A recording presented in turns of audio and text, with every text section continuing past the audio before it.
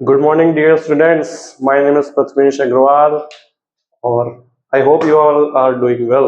स्वागत है, अभिनंदन है। तो आज यार बेसिक मैथ्स के बारे में कुछ पढ़ेंगे। उसमें पहला चैप्टर है हमारा नंबर सिस्टम, जिसमें हम लोग पढ़ेंगे कि बेसिकली मैथ में कितने टाइप के नंबर्स होते हैं, इसके बारे में थोड़ी सी डिटेलिंग सीखेंगे, क्योंकि math is all about numbers. तो आप भी रेडी हो जाइए पेन और पेपर के साथ, क्योंकि मैं आ चुका हूँ आपको कुछ समझाने और बताने। तो यार चलो शुरू करते हैं। तो पहला टाइप है हमारा नेचुरल नंबर। नेचुरल नंबर को हम लोग कैपिटल एन से रिप्रेजेंट करते हैं। ठीक है, मैथ्स में कहीं पे भी कैपिटल एन लिखा हो, इट मींस कि वो नेचुरल नंबर को रिप्रेजेंट कर रहा है। नेचुरल नंबर होता है क्या है कि natural number are those counting numbers which start from 1, जिसको हम लोग काउंट कर सकते हैं, लाइक 1 2 3 4 5 6 एंड सो ऑन। तो इसका क्या एग्जांपल हो जाएगा कि डेफिनेशन आप लोग चाहे तो लिखें चाहे तो ना लिखें, ऐसा कोई पूछा नहीं जाता, बट ये है कि पता होना चाहिए। अगर आप चाहें तो लिख सकते हैं कि natural numbers are those counting numbers start from 1। Counting number से तो 1 2 3 4 ही होगा। एग्जाम्पल के रिस्पेक्ट में हम लोग लिख सकते हैं लाइक 1 2 3 4 एंड सो ऑन। चल रहा है चल रहा है चल रहा है। सेकेंड टाइप पे हम लोग आ जाते हैं, जिसका नाम है होल नंबर। होल नंबर को हम लोग रिप्रेजेंट करते हैं कैपिटल डब्ल्यू से। तो ये भी एक नेचुरल नंबर का एक्सटेंडेड वर्जन है, जिसमें नेचुरल नंबर तो सारे इंक्लूडेड होते हैं, बट एक तो जीरो भी आ जाता है। लाइक तो डब्ल्यू क्या हो जाता है, n प्लस 0। तो इसका एग्जांपल क्या हो जाएगा, ये 0 से स्टार्ट हो जाएगा, 0 1 2 3 एंड सो ऑन। अब याद करने का एक तरीका है कि होल होल मतलब छेद, तो ये 0 से स्टार्ट हो रहा है। नेचुरल मतलब प्राकृतिक, जो नेचर में एग्जिस्ट करती है। अब नेचर में 0, तो अब 0 कैसे काउंट करेंगे हम लोग, we can only start with 1 only. So 1 2 3 4 and so on. Third type का हमारा जो नंबर होता है वो होता है इंटीजर्स, जिसको हम लोग कैपिटल Z या I से भी रिप्रेजेंट करते हैं।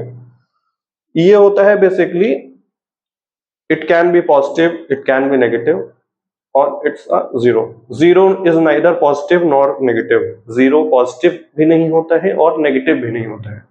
तो कोई कहे zero is a positive number, so it's wrong. Zero is negative number, it's also wrong. Zero एक न्यूट्रल नंबर होता है।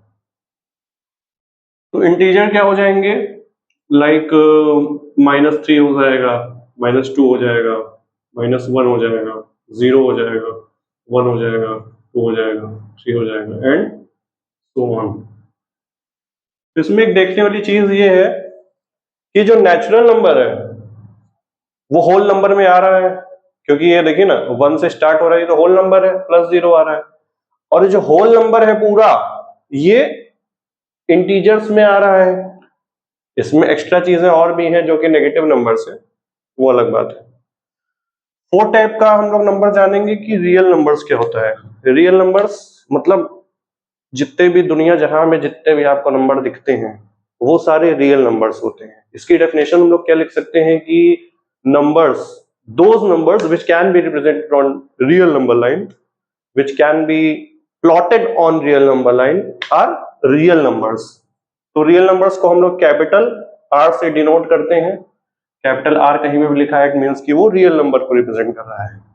ठीक है, और R की खोपड़ी में एक तो प्लस लगा होता है, इट मींस कि ये पॉजिटिव रियल नंबर है। ऐसे ही यहां पे जब Z की खोपड़ी में प्लस लगा हो, Z की खोपड़ी में प्लस लगा हो, तो it indicates that positive integers. क्योंकि मैथ्स के टर्म है, मैथ्स में क्योंकि लैंग्वेज तो लिखी नहीं होती है कि सुरेश के पापा का क्या नाम है, तो वहां पे ये Z प्लस R प्लस, तो ऐसी चीजें लिखी होंगी जिसको हम लोग को पता होना चाहिए, तो हम लोग के लिए आगे फर्दर चीजें इजी हो जाती हैं। तो real numbers are those numbers which can be plotted और represented on real number line. अब ये क्या हो सकता है, तो दुनिया जहां का जो भी नंबर है वो सब क्या है, रियल नंबर है। फॉर एग्जाम्पल जितने सारे इंटीजर्स हैं वो तो हो ही सकते हैं, ठीक, -1 ये सब पूरे। उसके अलावा क्या हो सकता है, √8, रूट के अंदर 6, कोई डेसिमल का हो लाइक 4.3, लाइक पाई, लाइक 9.876, लाइक 2.3 बार। बार का मतलब समझते हैं, इट मीन्स कि जिस नंबर पे बार होता है इट मीन्स कि वो नंबर आगे चलता जा रहा है, चलता जा रहा है और चलता ही जा रहा है। तो इसके बारे में हम लोग जब फर्दर क्लासेस में जानेंगे और अभी और आगे लेक्चर्स में भी समझेंगे। तो अब नेक्स्ट टाइप हम लोग जानेंगे कि रेशनल नंबर क्या होता है। Rational number are those numbers which can be represented as fraction. Rational number उन नंबर्स को कहते हैं जिनको हम लोग फ्रैक्शन में रिप्रेजेंट कर सकते हैं। तो फ्रैक्शन में रिप्रेजेंट कर सकते हैं और इस नंबर को रिप्रेजेंट किया जाता है कैपिटल क्यू से, ठीक है। फ्रैक्शन में रिप्रेजेंट करते हैं मींस p अपॉन q के फॉर्मेट में। कंडीशन क्या है कि q is not equals to 0 and p and q are integers.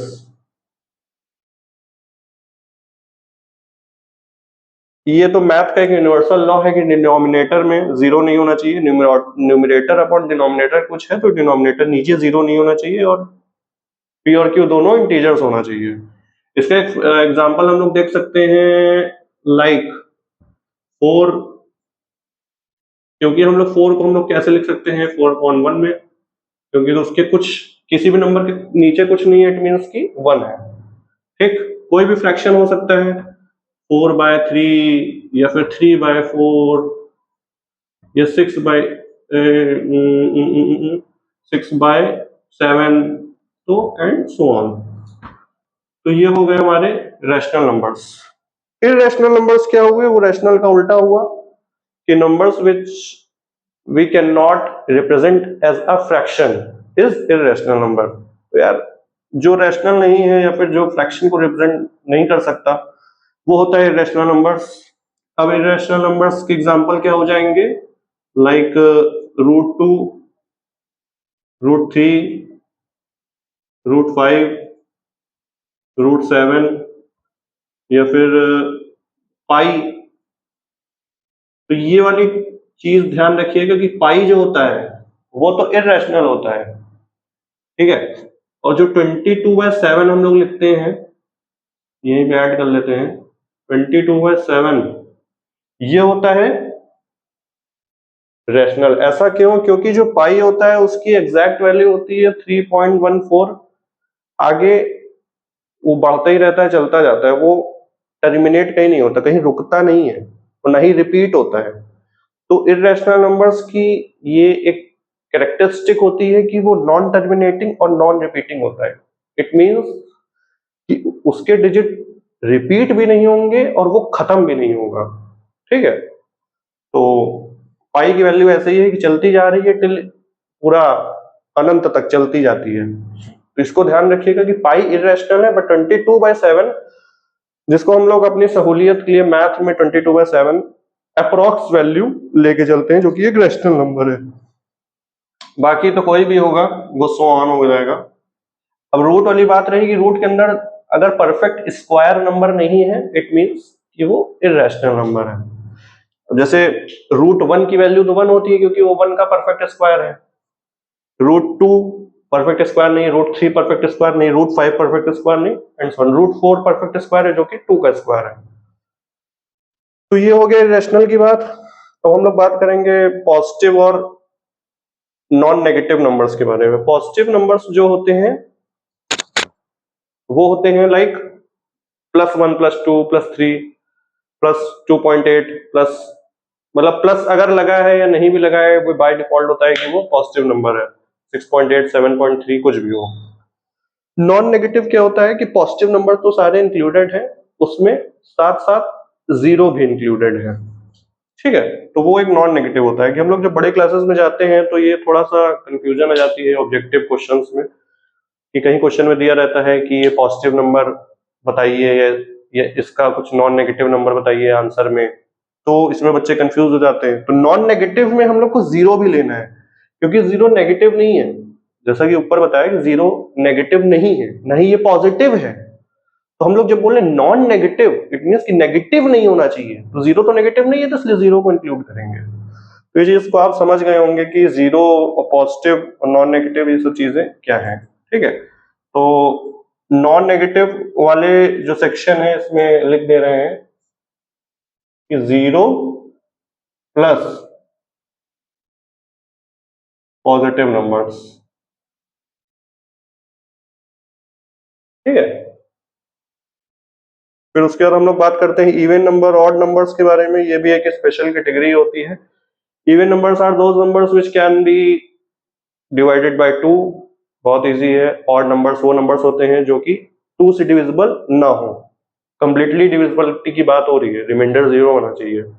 अब ऐसे तो कह दो कि थ्री या टू से डिविजिबल तो है, बट कंप्लीट डिविजिबल तो नहीं होता है ना। ठीक है, तो अब इसको हम लोग पहचानेंगे कैसे। बहुत बड़ा नंबर कहीं दिया है, मान लीजिए दिया है कि 6, तो मान लीजिए बहुत नंबर बड़ा दिया है, फॉर एग्जाम्पल 2 8 अरे सॉरी 3 7 4 9 8 6 2 4 3। तो हम लोग कैसे पहचानेंगे आइदर इट इज ऑड और इवन। तो हम लोग इसकी लास्ट डिजिट देखते हैं।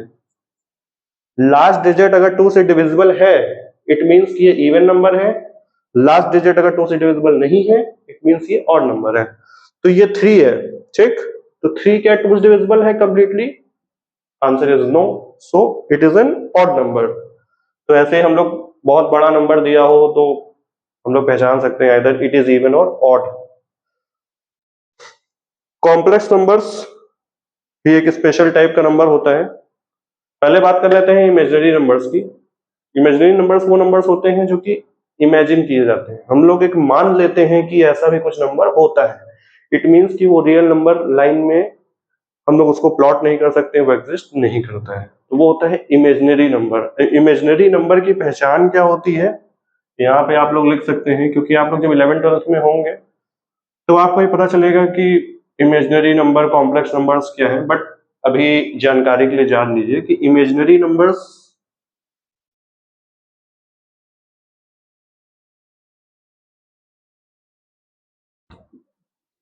मल्टीपल ऑफ, इमेजिनरी नंबर्स क्या होते हैं? Multiple of iota, multiple of iota. Iota को हम लोग स्मॉल आई से रिप्रेजेंट करते हैं।